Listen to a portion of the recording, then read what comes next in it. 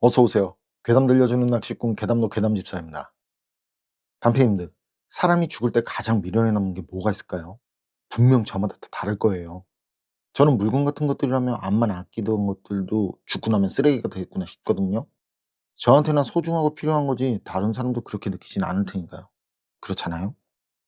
그래서 그런 것들은 진짜 아깝다는 생각이 든다거나 미련이 생기지 않는데, 그런데 남겨지는 제가 사랑하는 사람들을 생각하면 만약 제 아내한테 제가 없으면 어쩌나 하는 그런 생각.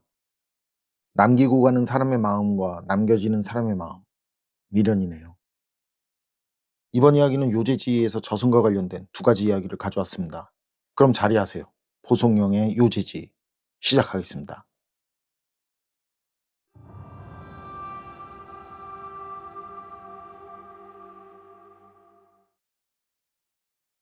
저승 가는 길. 재양현의 축시촌에 축시성의 노인이 한 사람 살았는데 나이 50여 세에 병들어 죽었다. 식구들이 방 안에 들어가 상복을 준비하던 중 갑자기 노인이 부르는 소리가 다급하게 들려왔다. 사람들이 관이 있는 곳으로 달려갔더니 노인은 벌써 다시 살아나 있었다. 식구들이 기뻐하며 안부를 묻는데도 노인은 그저 자기 부인만 바라보며 이렇게 말했다. 내가 아까 길을 떠날 때는 그 무엇도 애석한 것이 없어 다시는 돌아오지 않을 심산이었소. 그런데 몇 리길을 가다가 한편 생각해보니 다 늙은 당신이 홀로 아이들 손에 내버려져 그저 다른 사람만 쳐다보며 살 것이 마음에 걸리더란 말이오. 그렇게 살면 어디 사는 재미나 나겠나. 차라리 나를 따라가는 것이 더 나을 듯하여 다시 되돌아온 거라오. 어서 준비해서 나와 함께 길을 뜹시다. 모든 노인이 이제 막 깨어나서 헛소리를 하는 줄로만 여기고 그의 말을 귀담아 듣지 않았다. 노인이 또 한 차례 같은 얘기를 반복하자 할멈이 말했다. 그렇게 하는 것도 좋기는 해요. 하지만 이제 막 되살아나서 어떻게 바로 죽을 수가 있답니까? 노인은 손을 휘저 할멈을 밖으로 내보내면서 말했다. 그건 어렵지 않아. 집안의 잡다한 일들이나 빨리 처리하시오. 할멈이 웃으며 물러가지 않자 노인은 다시 그녀를 채근했다. 할멈은 하는 수 없이 밖으로 나갔다가 일부러 한참 시간을 끈 뒤 방 안으로 들어와 거짓으로 말했다. 집안 일들은 모두 적당히 잘 처리했다고. 그러자 노인은 할멈에게 서둘러 옷을 차려입으라고 명령했다. 할멈이 자리를 뜨려고 하지 않았더니 노인은 더욱 신경질을 내며 닥달하여 마지 않았다. 할멈은 영감의 뜻을 차마 거스를 수가 없어 결국은 안으로 들어가 옷을 갈아입고 나왔다. 며느리와 딸들은 그 광경을 보고 모두 속으로 웃었다. 노인은 자기 머리를 한쪽으로 옮기더니 손으로 베개를 치며 할멈에게 어서와 자기 옆에 들어 누우라고 일렀다. 할멈은 자식들이 모두 보고 있는데 우리가 나란히 들어눕다니 그게 창피하지도 않냐며 그게 무슨 꼴이라는 말을 했다. 그러자 노인이 침상을 내리치며 말했다. 함께 죽는 마당에 무엇이 그리 우습소. 자식들은 노인이 매우 조급해하는 것을 보고 할멈에게 영감의 뜻을 따르라고 권유했다. 할멈은 영감이 말하는 대로 한 베개를 베고 나란히 누웠다. 식구들은 그 광경을 보고 또다시 웃었다. 얼마 후 할멈의 얼굴에서 문득 웃음이 사라지더니 천천히 두 눈이 감기며 마치 잠이 든 것처럼 한동안 아무 소리도 나지 않았다. 사람들이 가까이 다가가 살펴보니 몸은 이미 싸늘하게 식었고 코로 숨을 쉬지도 않았다. 노인의 코에 손을 대보니 할멈과 마찬가지였으므로 모두들 그제야 깜짝 놀라며 슬퍼했다. 강의 21년 충노인 동생의 며느리가 필자사의 집에서 고용살이를 하면서 이 이야기를 아주 자세하게 들려주었다. 이사 씨는 말한다. 그 노인은 과거에 무슨 신통한 능력이라도 갖고 있었던 것은 아닐까. 저승으로 가는 길이 아득히 먼데 자기 뜻대로 오고 갈 수 있었다니 정말로 신기한 일이다. 게다가 그는 백두자마저 저승까지 동행을 시켰으니 이 얼마나 여유롭고 침착한 일인가. 사람이 죽어갈 때 가장 헤어지기 어려운 사람은 바로 한 침대에서 잠을 자던 사람일 것이다. 만약 노인의 비술이 널리 전파될 수 있다면 메리 분양은 신경 쓰지 않아도 되겠는데. 전생의 추억. 유일함은 능히 전생의 일을 기억할 수 있었다. 그는 고인이 된 나의 형 문분과 같은 해의 과거에 급제한 이로써 일찍이 자신이 전생에서 겪은 일들을 상세히 들려주었다. 첫 번째 전생에서는 그는 벼슬아치였는데 살아생전 많은 잘못을 저질렀다. 62살이 되던 해 그는 죽어서 저승에 갔다. 처음 염라대왕과 상면했을 때는 염라대왕도 그를 향리의 원로로 대우하며 예의를 갖추고 자리에 앉히고 차두곤 했다. 그가 염라대왕의 찻잔을 실컷 훔쳐보았더니 찬물이 맑고도 투명한 것이 자신의 잔에 든 것과 같은 뿌연 막걸리 빛깔이 아니었다. 그는 내심 이것이 바로 사람이 죽은 뒤 과거를 잊게 만든다는 비온탕이 아닌가 하는 생각이 들었다. 이리하여 그는 염라대왕이 다른 곳을 쳐다보는 사이 찬물을 탁자 귀퉁이에 쏟아버리고 짐짓 다 마신 것처럼 위장했다. 잠시 뒤 염라대왕은 그의 과거 악행이 기록된 장부를 들춰보고 잔뜩 화를 내더니 사자들에게 그를 끌어내 말로 변하게 하라는 명령을 내렸다. 사자들은 곧 그를 결박지어 어디론가 끌고 갔다. 마침내 그들은 한 민가에 다다랐는데 문지방이 대단히 높아 넘어갈 수가 없었다. 이리하여 그가 나가지도 물러서지도 못한 채 우물거리는 사이 사자들은 그를 향해 있는 힘껏 회초리를 휘둘렀다. 그는 참을 수 없는 고통에 앞으로 고꾸라졌다. 그가 문득 주변을 돌아보니 자신은 어느새 말구유 아래 누웠는데 누군가 이렇게 말하는 소리가 들려왔다. 검정말이 망아지를 낳았어요. 오, 순놈이네.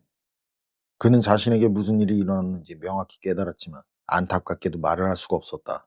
게다가 참기 어려운 허기까지 몰아치는 바람에 하는 수 없이 앞말에게 매달려 젖을 빨았다. 4, 5년이 지나자 그는 우람한 덩치의 명마로 자라났다. 하지만 언제나 회초리가 무서워 채찍을 보기만 하면 무서움에 가만히 있지 못하고 날뛰곤 하였다. 주인이 탈 때는 반드시 장리를 두르는 데다 고삐도 천천히 재어 그다지 힘들지는 않았다. 하지만 노복들이나 마부가 다를 때면 안장도 얹지 않고 달리면서 양발의 복사뼈로 자신을 때리는데 그 고통이 심장까지 찌르고 울릴 정도였다. 참을 길 없는 분노에 휩싸인 그는 결국 사흘 동안 먹이를 먹지 않다가 저승길로 들어섰다. 명부에 닫혀 염라대왕은 벌받을 기한이 아직 다 차지 않은 것에 대해 수상히 여기더니 그가 고의로 형벌을 기피하려 든다며 말가죽을 벗기고 개로 환생하는 벌을 내렸다. 그는 기가 막혀 어쩔 줄 모르면서 떠나가지 않으려 발버둥을 쳤다.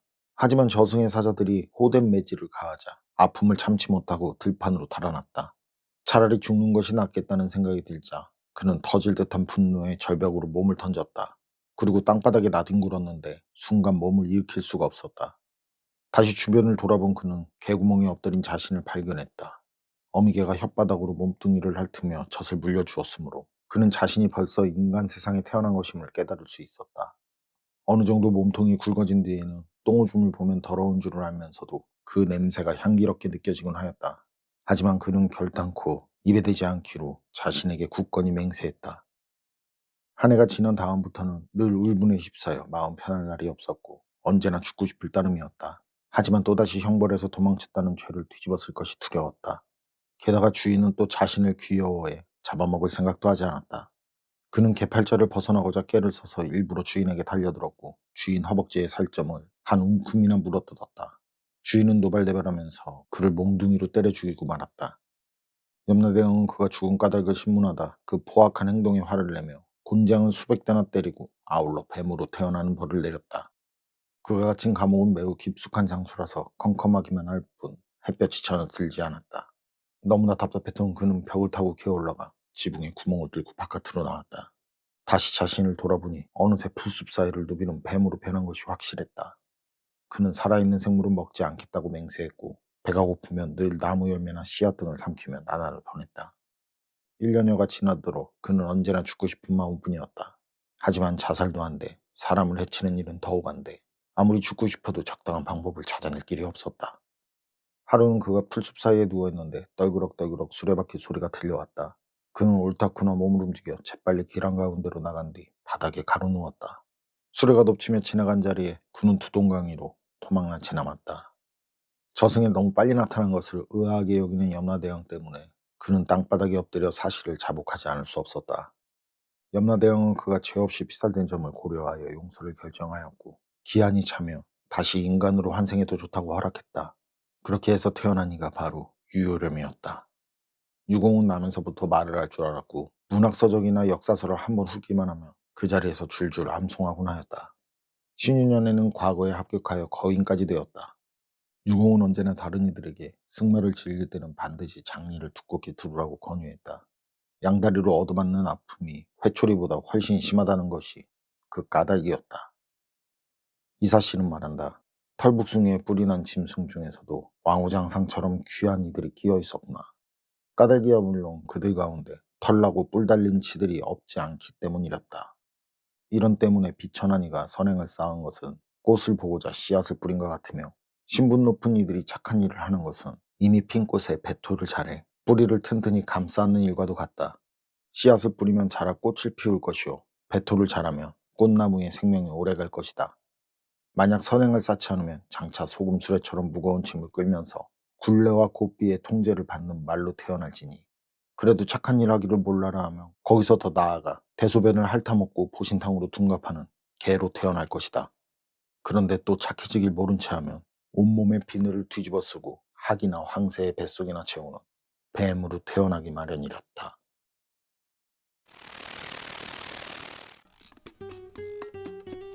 포송형 요재지에서 가져온 이야기, 오늘은 여기까지입니다. 그럼 전 다음에 또 다른 사연으로 찾아뵙겠습니다. 늘 건강하시고 평온하세요. 함께 해주셔서 고맙습니다.